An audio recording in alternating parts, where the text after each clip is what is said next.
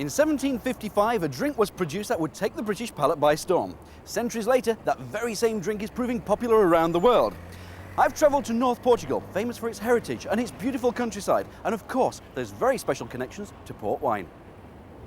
I'm with Mr. George Sandeman. To one side of me, there's the hustle and bustle of the street, and to the other side of me, there's a beautiful, calm river.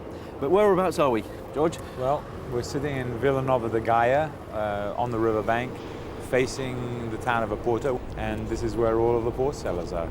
So why are all the port cellars congregated here?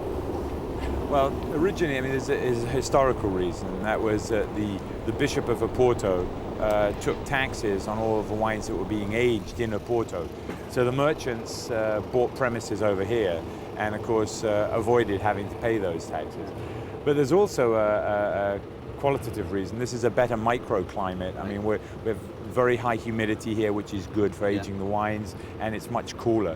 So was the river anything to do with it, for transporting the port up and down? The river is fundamental. I mean, in like so many wine growing areas, I mean, not only was the wine shipped down from the Douro region to here and actually landed, you know, on this riverbank here and then rolled into the cellars, but then it was rolled out again, you know, 3 or 4 years later, onto boats that sailed out of here. In fact, the boat sailed out of here to London, for instance, as recently as 20 years ago. When did it all start off? Sandeman was founded in 1790, but when George Sandeman came here, there was already a fairly strong beginnings of a port trade, although it wasn't really wines like we know today. They were dry wines. Now, something which I do like about your marketing is that man with the dark cloak and the hat. It's very mysterious, isn't it? Where did that come from? Well, he was originally known as the Sandeman, and now today he's known as Don Sandeman, or the Don. And that was actually, it was drawn in 1928, and a man came from the Lock End Printing Company in the City of London and offered it to my great-grandfather, who bought it. It was actually drawn by an artist called George Massiot Brown. He used to sign himself G. Massio because it sounded French. Yeah. And here we are in these stunning cellars. Tell me first of all, George, what is port? Well, port's a fortified wine, and I think the first thing I should underscore, it is a wine. It's made with grapes. We take these grapes, and the same way as you would with wine, we crush them, ferment them, and then during the process of fermentation, when all the grape sugars are being converted into alcohol, we stop the fermentation through the addition of neutral wine alcohol, which traditionally has been called brandy, because it's flavorless and tasteless. And that means that the wine has a very nice residual richness to it. It's that's what makes port round and full in the mouth. Ports can be basically divided into 3 types if you want. There's white port, and then in the reds there's ruby port and tawny port. And the barrels you see here are aging tawny ports, and these are the older, lighter colored wines. Wines most people are familiar with most of the time are ruby ports, and these are the big, intense, full-body, robust wines. Well, this is the part I've been waiting for, George. Now, we've got several bottles here, no labels. What are we looking at? Well, these are all samples of wines as they're aging in the warehouses, and as we saw downstairs in the lodges. Basically, one of the things is that you can see here the difference in between the very, very young wines, which are very, very purple in color. Dark, aren't they? Very dark in color, and very fruity aromas. I mean, you're going to take a...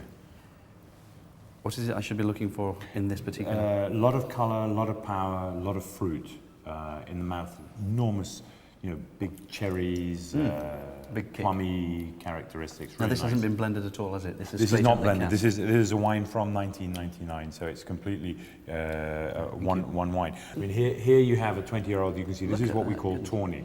It's a little bit misty because it's been it's come from cask. Now, but where you see it's gone from purple reds to amber. So you got to, and on the nose, smell that. That's completely different. It's sort of nice vanilla characteristic, dried fruit,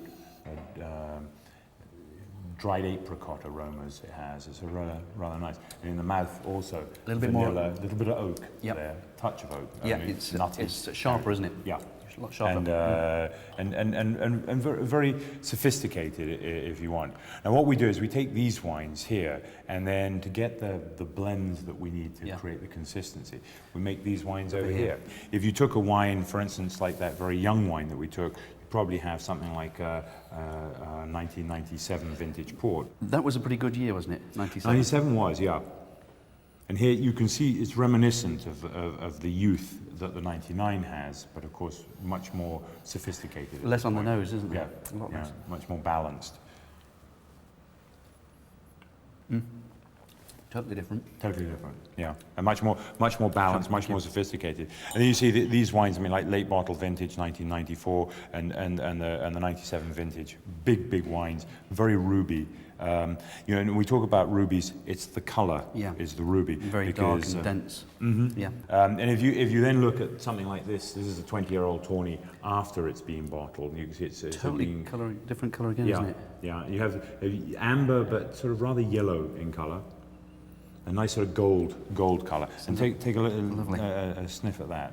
It's a beautiful color, isn't it? It's a lovely color. These wines are very delicate and very good, slightly chilled. And I was just about to say that would be very well chilled. It's a beautiful color and it tastes good. Yeah. And that's 20 years old. That's 20 years old. Well, that's superb. Well, and as you can see, George has opened these bottles, and I personally think it's a shame to waste them. And I've got a few more to try, so I'm going to loiter around here for a bit longer. See you later.